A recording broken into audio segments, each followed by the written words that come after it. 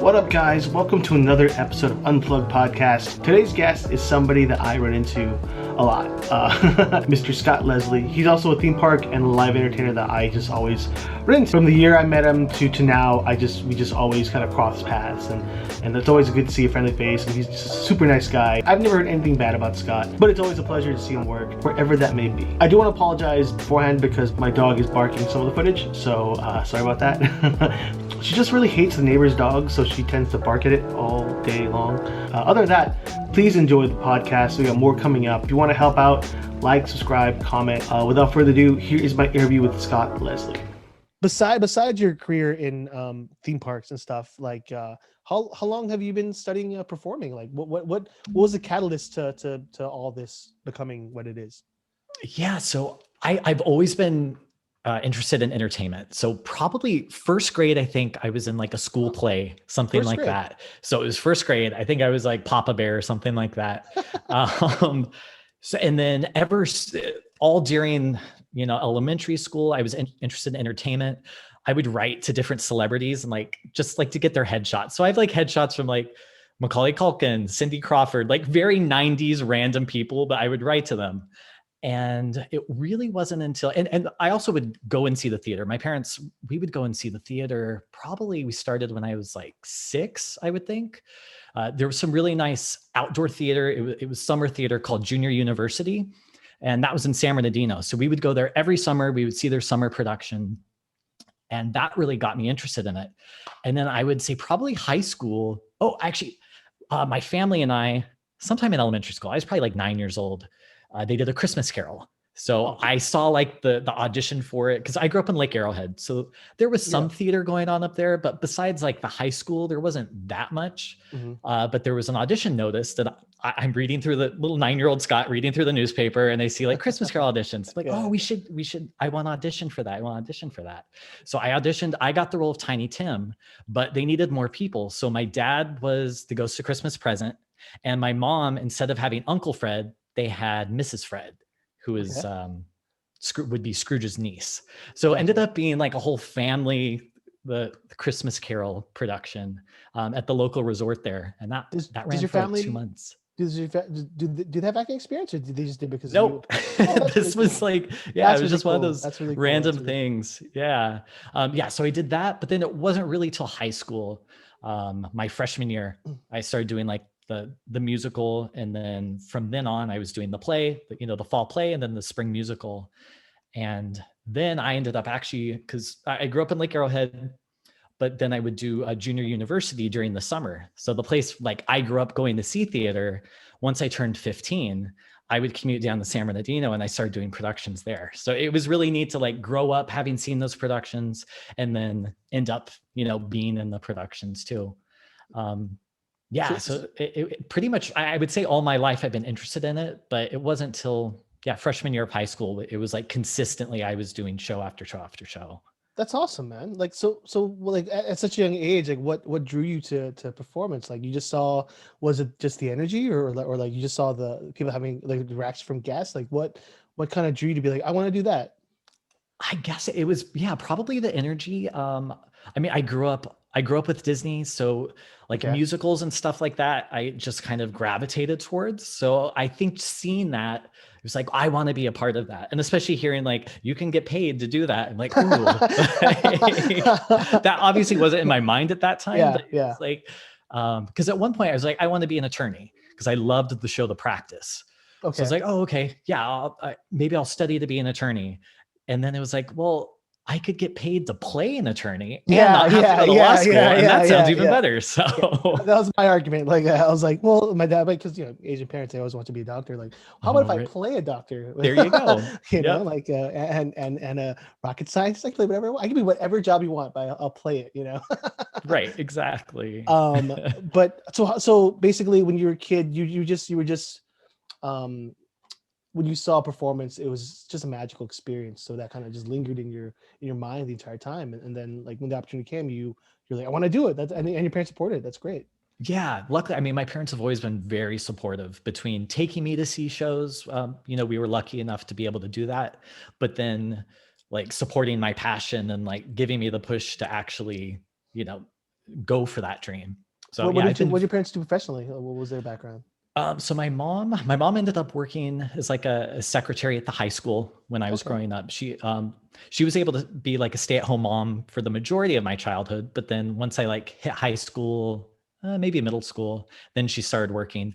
And then my dad was in insurance, so he just did like auto insurance claims and stuff like that. Oh, And I cool. think because that isn't what he wanted to do, he was like, go do what you want to do. Cause like That's I'm really doing cool. this, 9 That's to really cool. 5, which was That's really cool. Yeah. Yeah. It was nice to have that support.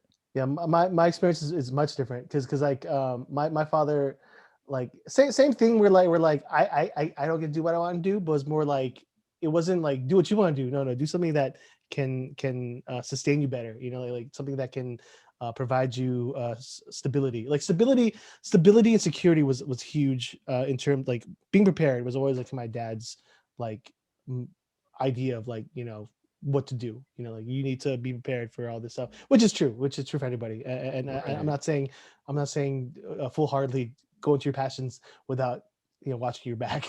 No, oh gosh, no, not at all. Like Yeah. you and I will both agree that like if you do that, you're finding yourself in a lot of trouble. Right. Well, and I But think that's how I ended up in the theme park route because it can be comfortable. Like yeah, you're depending on what you're doing, you're performing and you're getting paid to do it. yeah, So there's a little bit of comfortability, which is good, but it can also be bad. So yeah, because you can because like I'm sure you built a good relationship with Disney and stuff, and because they like you, they'll want to use you a lot, but at the same time, you lose opportunity to do other projects, other things.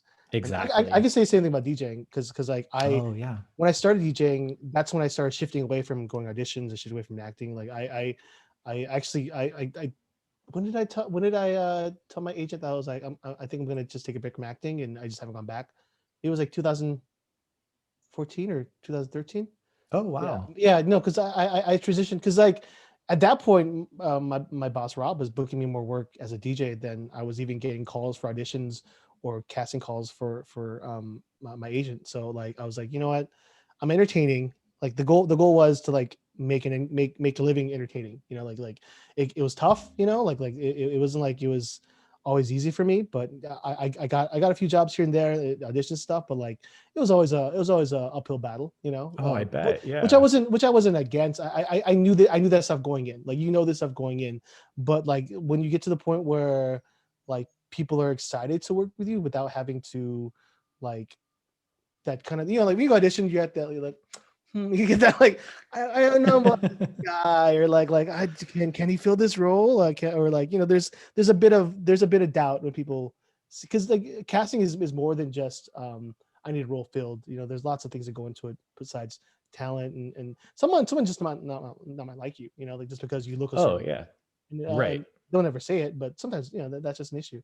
But when I got to the point in my career where like like they want to book you for this, and then now Disney wants you to do this. Like, okay, so like, all right, clearly there's a path that's a little more. It was nice to go on an easier path for a little bit and not have to like come home like, oh, I didn't get the job. I Uh, bet. yeah, Yeah. so I made that transition and I haven't gone back. I'm not dead yet. So I mean, like, as long as you're not dead, you have time to do more. You're like, that's the thing. People don't realize that, like, oh, I'm getting older. No, you're not dead. You can still do lots. If you're not dead, you can do anything. Exactly. Like that's my philosophy. If you're not dead, you can do anything. Right. And so many people get their start and they're later, they get their Yeah, start in their yeah, 40s or their 50s. Like, and yeah. especially now, I feel like we're seeing the industry age wise, you're starting to see people who are older. And I'm not saying 40 is old, Yeah. but compared to how the industry used to treat Yeah, yeah, people, yeah, at that age, yeah, you're starting to see it a little, they're getting more work. yeah. Yeah. And that's the thing too. There's such a different discrepancy between like I feel like especially women in the acting industry because like you cast these young girls and they're like what they're like 19 to 20, but they're getting like roles for like older 20-year-olds. And it's like, but they're still discovering their youth. But then like and then like the older um female actors, like they're becoming moms and grandmas in their early 30s. Like that makes no Right. Like, sense. Yeah. no. Yeah. Like Charlize Theron, she's like, I'm getting grandma roles. Like I'm only 40, like 43. That's It's crazy. crazy that and they all like and celebrities they take care of themselves. They look young. You keep yourself looking young. Um, and then you have guys like Tom Cruise who's like in his like late 50s. And if I remember right, in The Mummy, there was a funny line in The Mummy that I just laughed because Russell Crowe maybe is like what 2-3 years older than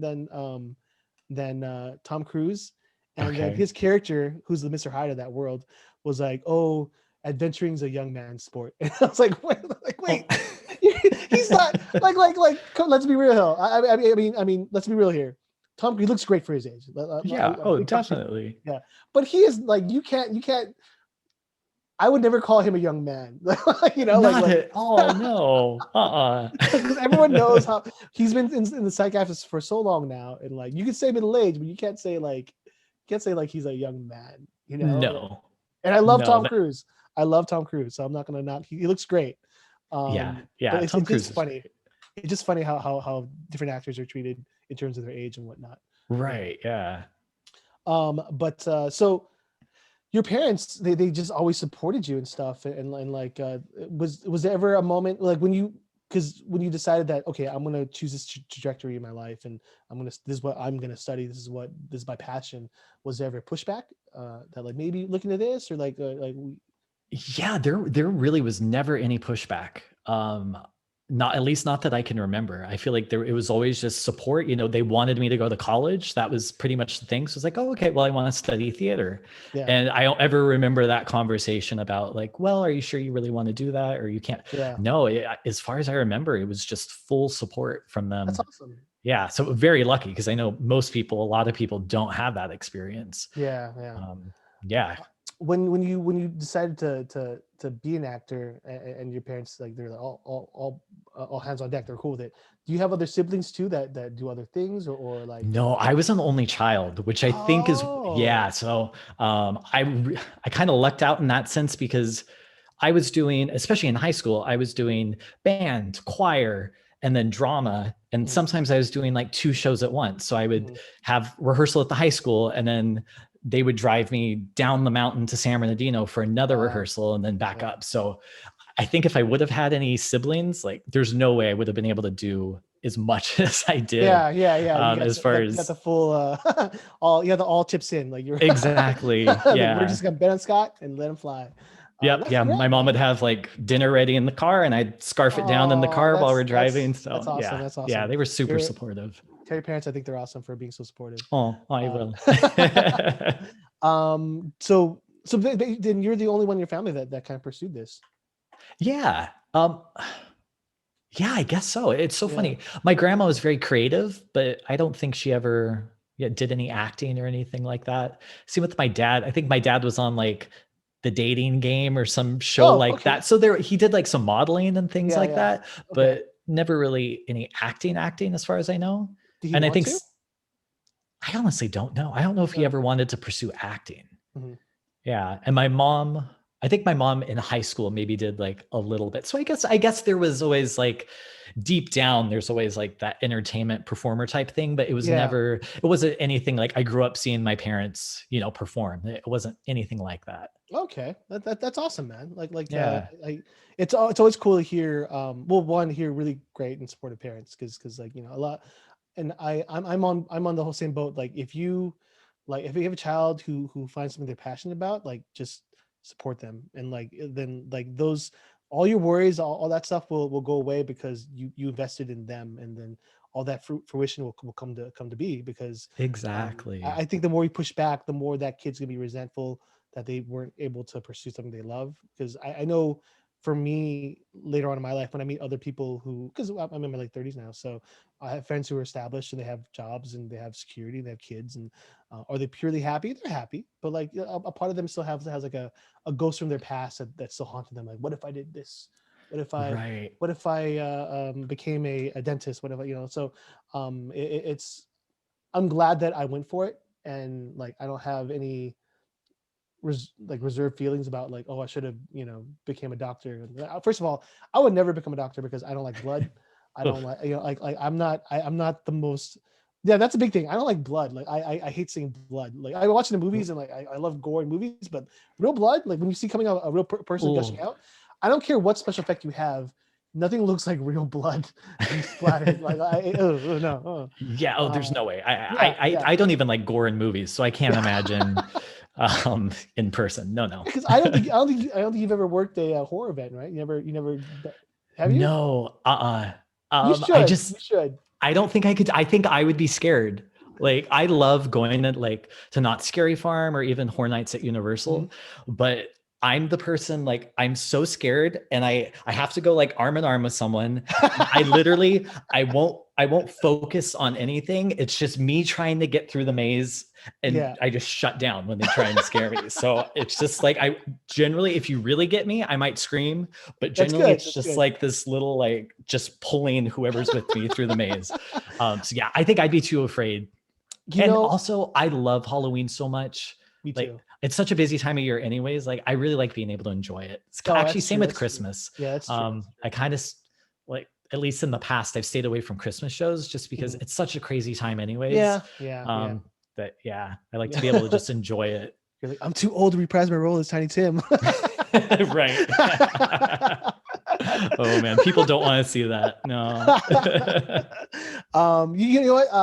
Because I think you and I we're both nice guys. You know, we always try to bring our brightest smiles forward and stuff. So like when I got a chance to scare for Universal, like it was. I'm always a nice guy. No one's ever threatened by me. I've never had a moment where anyone's like, "Oh no, Qatar," you know. But when you get a chance to like to scare someone and see, and maybe it's really sick for me to say, but like when you see someone's fear in their eyes when they look at you, it's a very euphoric feeling to I bet. fear coming back at you. Because like, and also as a performer too, because like I was a zombie, so like your main, when you really think of the character you're playing and whatnot, your main goal is hunger. So like you think like an animal hunger, like every time you see someone, you see food, you know. So it was really fun to like have a small motive like that be the essence of what you do. And you learn a lot, you know, and it's one of those things like, is it like Oscar worthy? No, but like it's something that as an actor you never get to go to there, you know, because like I've done scenes, I've done musicals, I've done plays, I've done student film stuff, but I never get a chance to just have fun being like animalistic and like looking at people and just having a stare that was just intimidating enough to scare people. It's a really fun feeling, you know. And then plus you make friends with everyone you scare with and whatnot. And I think it helped me. I wasn't like I was a scaredy cat when I went on mazes and stuff, but like you know, I was a little intrepid, you know. But now that I've done that, I still get scared, but I get scared for fun, you know, like right. Yeah, so I'm not like traumatized by it, but I mean I know you like to celebrate Halloween, so but if you get a chance to at least scare once in your life, you should try it. It's a really fun experience. It's very you feel unbound by your performance because you have fun. Like you just let loose and scare people and like, you know, get in their face and well, not anymore. Probably we're not gonna have it anymore. That's true. Yeah, no, I bet that'd be cathartic too, especially depending on how the beginning of your day was. Like, okay, gonna take whatever happened at the beginning of the day out on, you know, whatever scaring you're doing. Yeah. It's hard to switch off because like when you take your makeup off and you go home. When you go home, like you're leaving at the same time guests are leaving. So like you're going the opposite way the guests are coming. So then you see a crowd of people, you walk through this crowd, and like if you don't pay attention, your senses are still in scare mode. So you're just like you walk through you kind of wait, I'm not working. Be calm, don't scare anybody, you know. So I don't want their brains. Yeah. No, but I love Halloween too, man. I'm looking forward to Halloween coming back. Yes, me too. You make really nice costumes too. Do you make those costumes? I've seen some of your. You always have a pretty elaborate costume from my memory. Yeah, generally my best friend Maggie, she sews and is a seamstress, and very creative. So generally she makes my costumes. Oh, okay. You have somebody. Okay. I know. Wait, but you make some of your costume or all of your costumes, don't you? I don't make. I kind of piece together, and like sometimes Gotcha. I'll flare it up by by painting or things like that. But like for the most part, in terms of like cosplaying, I think I'm called an assembler because I'm not like making things myself. I'm just I'm buying parts and then I'm putting it together and maybe like flaring up a little bit, you know. Right. But yeah, you should definitely get a cosplay. I think you'd love it because you're a little bit of a nerd too. Yeah. It's funny, because I used to go to Comic-Con, and one year I dressed up because I was a huge Drawn Together fan. I'm not I sure if love you Drawing remember. Together. No, didn't you dress up as Yeah, I was you did, Xander. right? Yeah, you were Xander. Yeah. I remember that. I was like, dang, Scott, that's a sexy costume. I wore that to Comic-Con one year. Oh my god, you got a lot of attention. Yeah, oh my God. I don't know what I was thinking, but yeah, so I went to Comic-Con and I ran into one of the executive producers of Drawn Together, Oh which my was cool. God! I don't Yeah. remember his name now, Yeah. but I just remember like So cool. him being super excited. Because Maggie also dressed up. She dressed up as Toot, which Oh, so nice, it was just nice. fun, like both of us like have random Drawn Together. Yeah. Did you do the black and white? Yeah, she Oh, did nice, black and white. nice. Very Yeah. nice, very nice. That's so cool. Yeah, dude. I mean, you're such a fun guy. I could totally see you do more cons like that. Yeah. I met with when I did Ant-Man. I met the guy who designed the costume, Andy. Oh, Andy wow. Park. Yeah. So I had the same kind of interaction with like someone who like, you're wearing my costume. I mean that. Yeah. So that was really cool. Yeah. It's like a that is lifetime cool. fan moment, you know. Seriously. Well, you should. I mean, since you have your own seamstress, I feel like you should do more cosplay. Right. Not all of us have our own seamstress. Oh my god. I know. Yeah, I'm lucky. But I noticed your shirt, and I think we talked about earlier. You have your own clothing line that you're coming out with, right? Yeah. So I started. I feel like COVID's been a roller coaster as far as like doing live performances, and then I felt like people kind of, not that people are not interested in it anymore. Because I did like an Easter show, I did a Cinco de Mayo show, I did like a Memorial Day show, and I was really having fun doing that. But at the same time, it just felt like that wave was kind of going down. So I was like, I don't want to keep putting this energy. So creative wise, I was just trying to figure out what to do. So a couple months ago, finally, I decided. I'd kind of been tossing around in my head, like, I feel like I should make like seasonal type shirts because I feel like my whole thing has always been about like being basic. I'm a huge pumpkin spice latte lover. So people, yes, yeah, I'm just gonna embrace it because people would call me basic. Like when the PSL first came out, I was like, I'm not basic. Like I like the seasons, yeah, but yeah, pumpkin spice lattes are amazing. How does that make me basic? And then I just kind of started embracing it. So then I kind of tried to take the being basic and being proud of it and make kind of like a clothing line of it. So it's a lot of like seasonal type things. Like this is one of my spring shirts with like the cherry blossoms. Yeah. So I did like some Valentine's Day shirts and sweatshirts and whatnot. So That's cool. Still kind of figuring out, but just if anything, it's fun to like create a wardrobe for me, or not wardrobe. It's like they're t-shirts, they're sweatshirts. So I know it's like nothing crazy. Well, you say like the crazy, but like think about it. Everyone wears a t-shirt, everyone wears a sweatshirt, right. And that was kind of my thought, which in itself is basic, but also very common, like it's like, right. Yeah. It's nothing wrong with that at all. Yeah. So I started doing that and it's been fun. I've been trying to add like for every holiday or like every season, have a couple different designs. Yeah. So I basically started doing, it's a Basic Apparel by Scott. I have my little Etsy store. Nice. I'm working on like my own website, but I wouldn't say I'm not tech savvy, but I'm not tech savvy enough to really get my website working properly. And I'm just like, Etsy's working. So yeah. I'll just let it. I'm the same way, man. I was like, do I want to invest time in like curating a katarmarkets.com? And I was like, I could easily go on Foursquare and kind of pick and choose things like that. But like, you know what? I want to do more research. And if I get to a point where I could just hire someone to do that, I want them to do that because I think to go through Etsy. I use TeePublic for my merch. Oh, cool. Yeah. And it's easier, but I'm looking at maybe different providers because TeePublic, I wish they had more variety of shirts material because they have kind of basic t-shirts. I prefer wearing more like kind of thinner, kind of fitted, like comfy kind of style shirts. Yeah. So I'm looking for a service provider that provides a soft blend is one I'm looking for. Oh, gotcha. Yeah. So I've been doing mine through Printful. So check it out, printful.com, and it's printing on demand.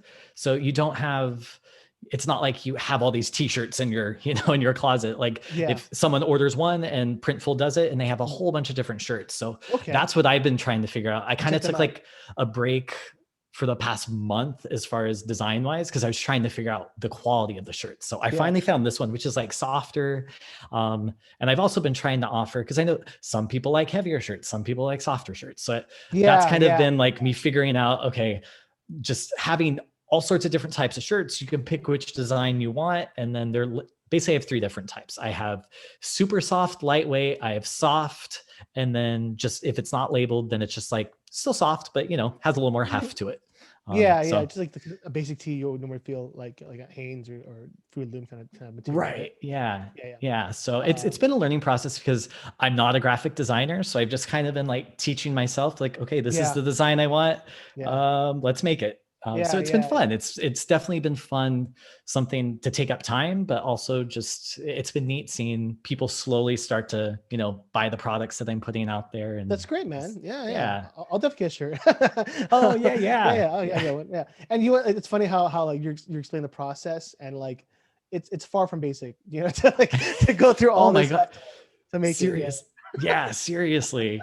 And then I overthink things because like I'm working on my Pride shirts right now. Cool. And I want to be very inclusive because especially within the past year or two, the Pride rainbow has expanded. It's it's been expanded to have the trans community represented, and the Black and people of color and all of that. So making sure I have all the colors, but also their placement is right. Because last night I was redesigning something because I was like, oh wait, that color shouldn't be there because that could, I don't know. I don't want people to read into it. And it's, you bring up a good point because like you want to be very inclusive, and then at the same time, like it's always, I feel like the LGBT community is always like growing in terms of like sexuality and representation, and like there's like, oh, I didn't mean, like, and my apologies if I have labeled or communicated the right terminology, because we're also learning, so be patient for some people who are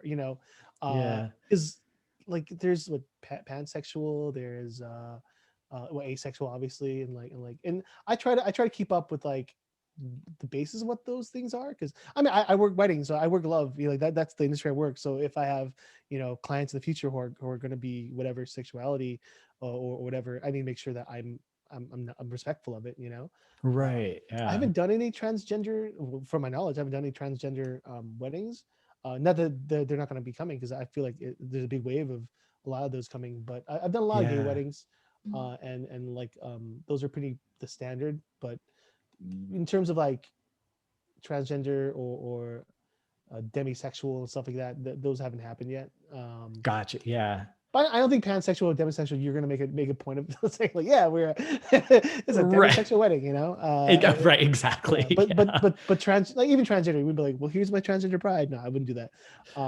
But his, hers, and her what pronunciations, I'm gonna make a point to say correctly.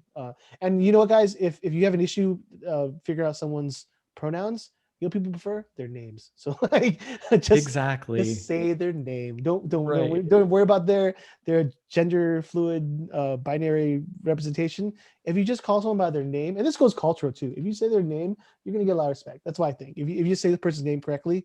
And that's why I always try to, like, because I have a very unique name. So anytime I meet someone who has a very unique name, like, oh, how do you pronounce that? Where's that from? And you're like, I'm really into knowing more about that name and trying to pronounce it. And also I work weddings, so I have to pronounce names every day. Oh yeah.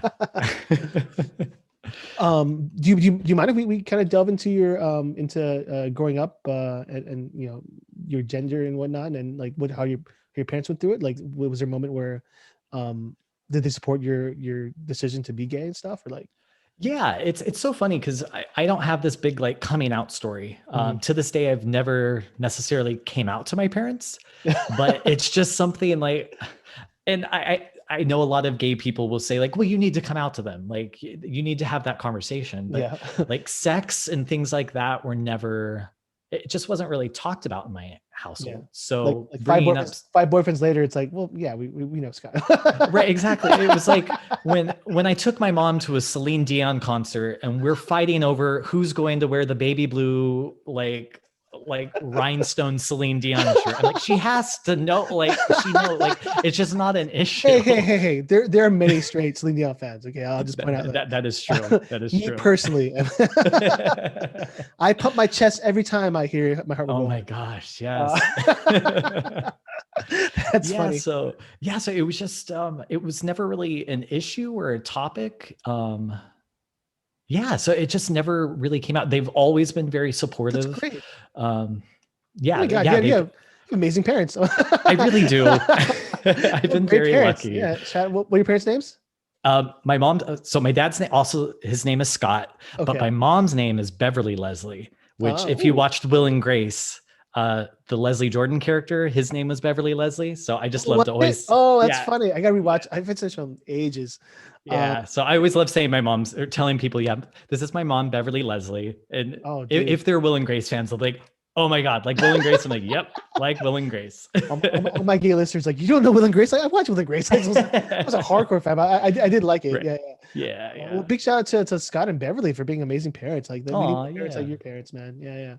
I ask because you never know if there's someone who's listening or watching that may need to hear, your coming out story or how you dealt with the things you dealt with, but you've been in the world of theaters, and I feel like the world of theater is much more accepting, clearly accepting of anyone who's in the LGBT community, because it's right. And that's something I understand too. Like I know so many actors and performers who have, who've worked with people of color, who've worked with people of different, genders and sexualities, yet some of them still have their kind of more hardcore beliefs in terms of like, I don't want to think of gender names. I just want to call him Steve, or like, it's like, how do you like work in this community, yet not support the people in it, Exactly. So it's always been such a weird thing. Like, how do you, it doesn't make sense to me. And like, no, I love gay people. Like, then support them, like right. I love Black people, then support them, like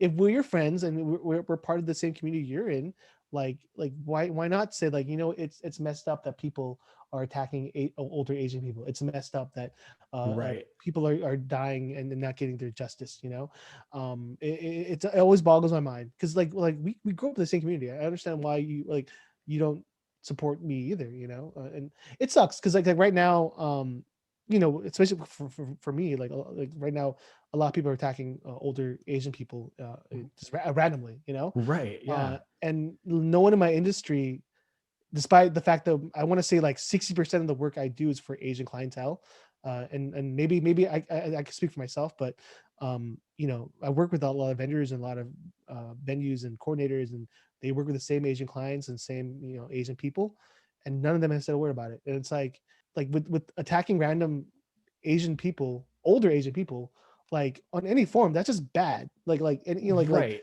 Because if you can't see eye to eye on that, I don't understand that. Yeah. Or just say something, and I think solidarity is important because even if like you don't even go to a march, or even if you don't like post it all the time, if you just make a comment or a post, like to me it means a lot. It means a lot to me because like, okay, then you respect me as a person, you respect my people as part of this community, that you're like, this isn't right, and right. I've only had, amongst my Asian friends, we're all kind of like, this is awful, we need to protect our older, our families and stuff. But like I've had one friend like reach out to me and it's like, hey, how's your family? I know these are scary. My friend Dion, and he's Black, but he sent me a message. He sent me a video, a really nice video of just just being like, hey, it's tough going on right now, and I just want you to know, think about your family. I hope you guys are safe. And that meant a lot. It was a really small thing you could do, and it's like, I don't know. I guess some people are just so stuck in. I know we had lots of things going on, like COVID and things like that. People are stuck in their old world and stuff. But like throughout this entire pandemic, a lot of stuff has happened, and like right. I've tried to show my support for different causes. I haven't gone to any marches and stuff because I don't want to be around people right now. But I really feel after when I get my last vaccination, I'm gonna look into doing some more volunteer work, and I just want to do more positive and just kind of make up for like the last year of just so much negative. So I'm gonna start doing. I'm gonna look back into doing some volunteering, and I want to get more positive energy in the world because like I don't know, man. It just makes me feel. It makes me feel really, really sad that people can't even acknowledge the violence against my people because it's not like, I mean, first of all, violence on Asians has been going on for years. It's not reported, but Right. now it's getting attention It's now. like, Yeah, so it's one of those things where like I just say something, or like, hey, how? And my family's not attacked; they're fine. No one in my family's been attacked. I had like one altercation one time, but the guy called me gay, so I don't think that was a racial thing. that was another hate crime. Yeah. Like, So, first of jeez. all, I'm not being racist, but secondly, Right. that's fucked up that you. Exactly. I'll You're be still flattered fucked if I up. was, yeah, you're but- still fucked up, but not in the way I thought you were. right. Uh, Oh my yeah, gosh. yeah, it's a crazy world right now, man. But I just wish that like just someone just be like, it does suck, and I hope your family's safe. It's very small, and but it's not, I don't want people to think like I need you to pay attention, because like I get it, everyone has their own life to live, and you're not worrying about it, but like it feels like our community is invisible if no one brings attention to it, and that's why a lot of us are just being like, hey, we need to talk about it. We need to, because it's a long history about. And I'm sorry, I hope you weren't expecting to do. We're not going to do a whole. That's a whole other podcast that I'm planning right now. Oh But, gosh, no. You got a taste of it. I'm so sorry. No, it's fine. Because I found it really interesting, because I did a post when there was the shooting of the 7 Asian people at Yeah. at the, it wasn't a spa, but like a nail salon. Yeah. So I shared an article of that. And normally my posts get some sort of response from people, some sort of comments and likes. Yeah. And that one got nothing. Yeah. And it was right. It was around the same day, I think Disneyland had announced that they were reopening. So my feed was full of that. And I'm over here Disneyland. like, exactly. And it made me so mad that the next day I did another post and I said like Disneyland. And then I did like ... and then did a post about all the awful things that are going on against the Asian community. Yeah. And that post people saw, but Facebook, I guess they do this thing. It's called like shadow throttling or shadow banning or something. Yeah. There are enough trigger words in my first post that Facebook wasn't allowing people to see it. Yeah. So I had to like trick the algorithm to talk about Disneyland and then like have this thing. Because I wouldn't say people don't know what's going on, but I feel like we need to share what's going on so it can become more of a conversation. And it just made me so mad. First of all, that Facebook would do that. I mean, we all know Facebook can be awful. I think Facebook's overworked with a bunch of crazy people, because like, I think ever since 2017, they've just been trying to like, okay, what's factual, what's not factual. Like there's just all this streamline of information that's passing, and like we're not helping it, because we're all very just anxious with being held in, and all the stuff happening in the world, and like I'm not saying I'm lamenting with Facebook, but there's just so much a company can do with their algorithm in terms of like policing racial stuff, and like thank God they've been banning all those like racist sites and stuff, but like can you solve it? No, it's impossible. That's there's so many hateful people in this world. It's hard to manage. But thank you for posting that and being supportive. And I wasn't saying it for that, but I can't only imagine how mad you were, because I know how mad I was as someone who's trying to be an ally and people not responding to it. And I think obviously, like I'm saying, like the algorithm had something to do with it, but still it was just so frustrating. So I can't imagine what you're going through and what, everyone's going through as far as. I get it, because like I pick and choose my days when I want to, because you can't be socially aware every day, because I am also very aware that a lot of my friends and clients have different opinions, different beliefs. So like I do try to walk that line in the middle, but at the same time, it's much like when it comes to people being victim to violence, that's where I'm like, politics don't matter, because innocent people are being hurt, and I think that weighs more than any political belief.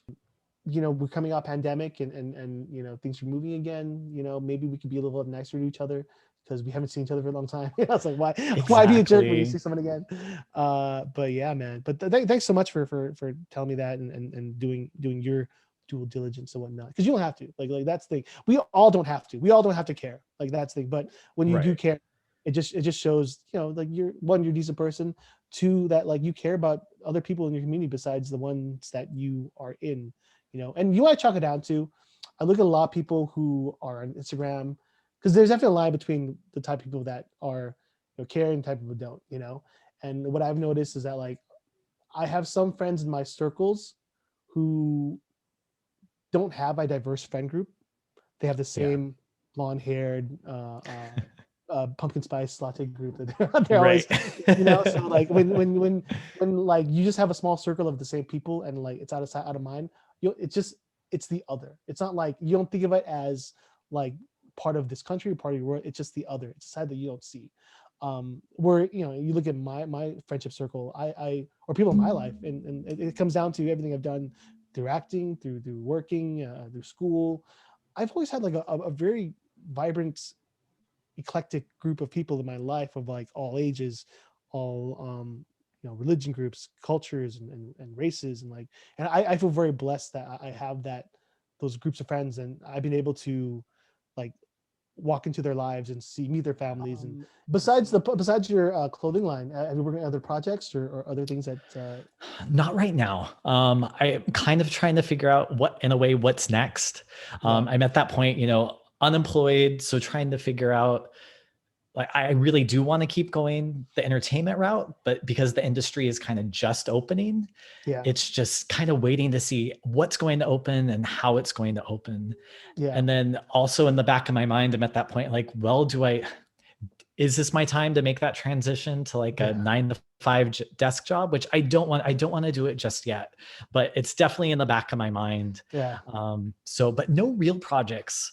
Like, I wish, because I had mentioned I was doing like Facebook live shows and things like that. I wish I would have kept doing those because it was a fun creative outlet. It was a lot of work. Just because, you know, you're splicing together music and you're finding the right keys and karaoke and stuff like that. And do it yourself. Exactly. Doing it all myself, as you know, and the lighting and everything like that. So it was a lot of work, but I wish I would have kept doing it because I feel like it's not something I can go back and do now. And I feel like people are, especially now, burn out on that type of format.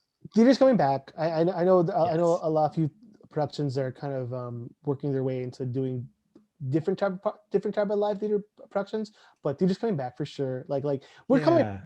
Like it's that's the thing. Like even with unemployment, like I'm trying to be like, I'm going to be back at work in July. Like that's for sure. It's going to happen. You know, I got work coming. We're all just kind of waiting. I'm vaccinated, so it's weird to be like think financially like, okay, I need to be prepared for when this happens, and you know. But I've been able to manage pretty well. That's good. I've been able to balance my I guess my sabbatical for the last year.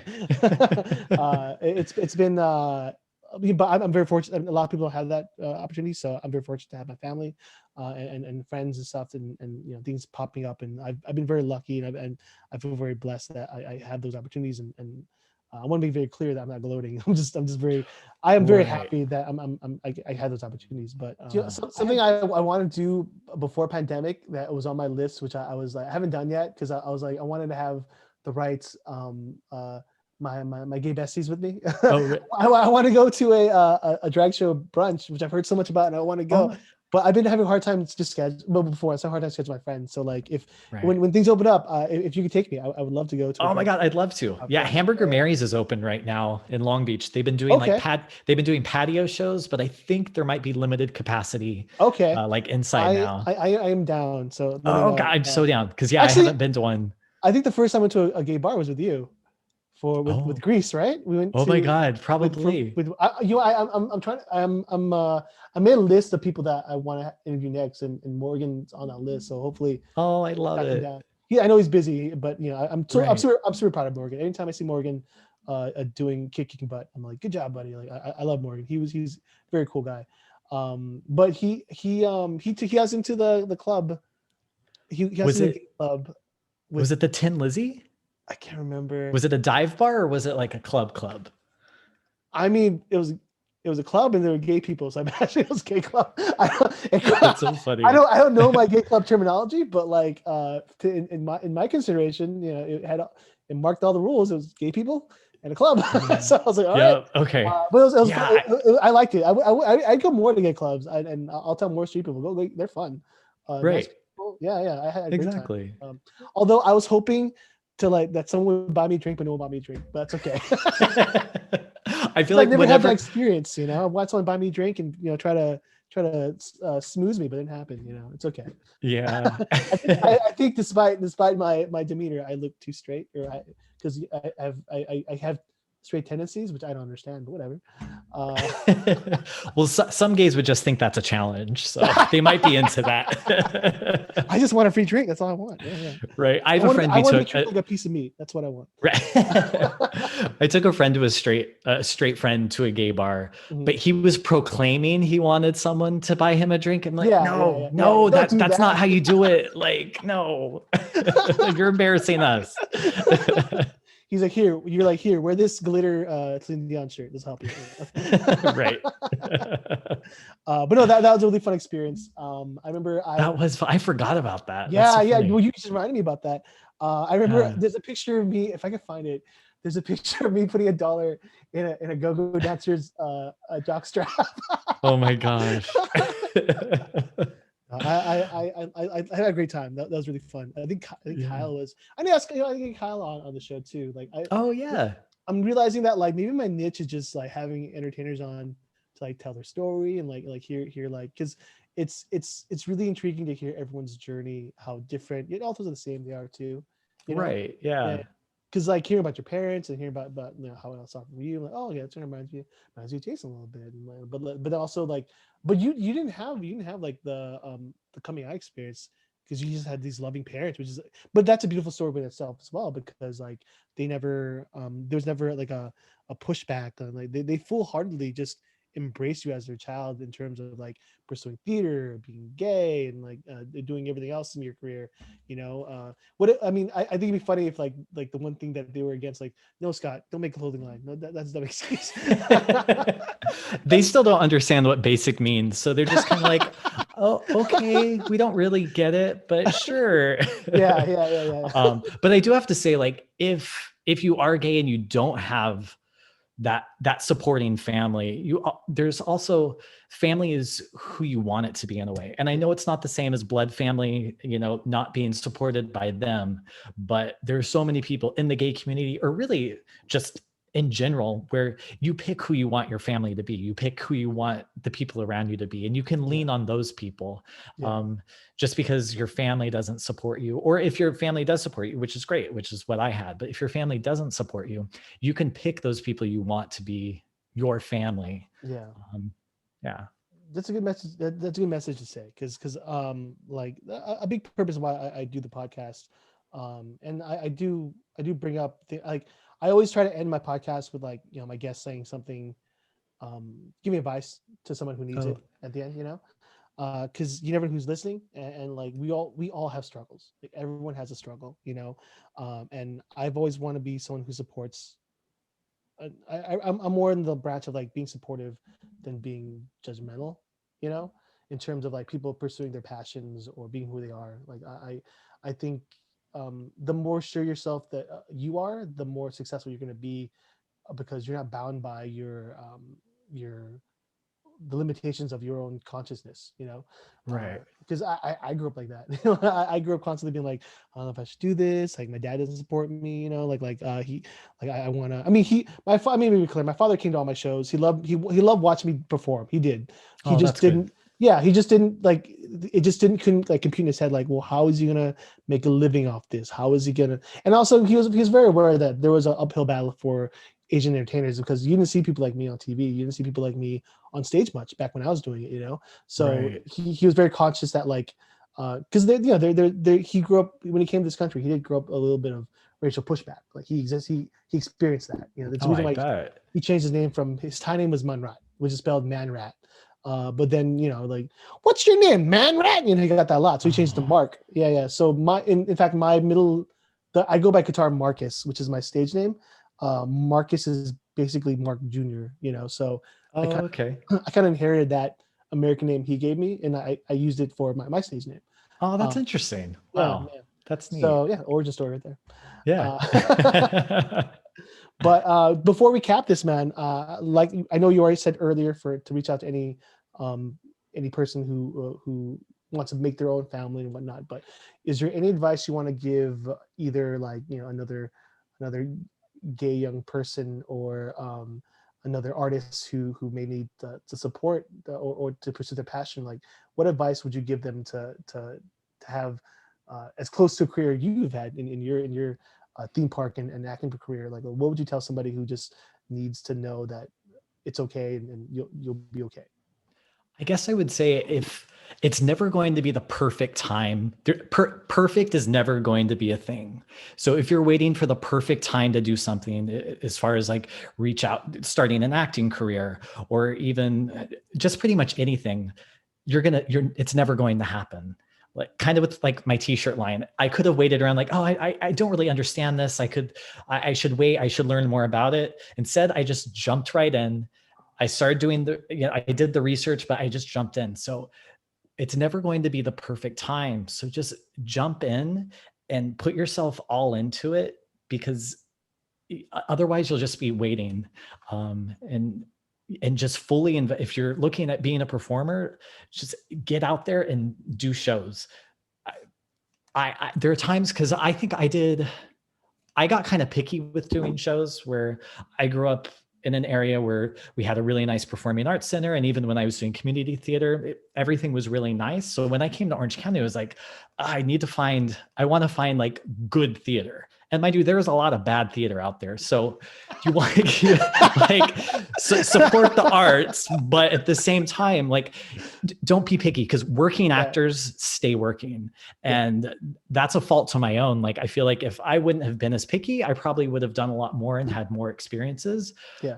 But I don't necessarily regret the decisions I made. But I would say, especially if you're just starting, like, just work, get into it, ask all the questions and just fully put yourself out there to do it. Don't wait around for the perfect time, because that's never going to come. So just do it now. Yeah. And don't be an asshole. No one hires an asshole. Like that, No, that's the biggest truth. Yeah. Yeah. Don't come in with attitude either. And it's okay to be quiet too.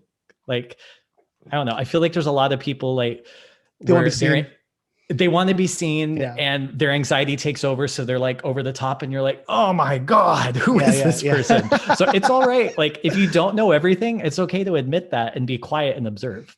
Yeah. So, I think humility goes a long way. Yeah. I think as long as you're being 100% true to yourself and you let that shine through, that's more important, as opposed to putting on this like, well, I'm an actor. Like, dude, Scott, it has been a pleasure, man. It was great talking to you. I'll have you on again, because like this, it's not a one-time thing. I have people come back on, and we hear about projects, and we just touch back, because we actually didn't even talk about how we knew each other. So we'll save that. True. Yeah, we'll save that for another story for sure. Yeah. But, sounds good. Yeah. I love you, brother. It's great seeing you. And I know for sure that I'm going to see you back working again, because you're definitely. Oh, thank you. I think you're somebody who is an asset to the Disney company, as well as the other theme parks and companies that we work for. So, but I hope if I see you, I don't scare you, because I think I caught you by surprise at Universal. I meant to shake your hand, but I ended up grabbing you. You stopped. I was like, oh, I should have grabbed him, because I thought you saw me.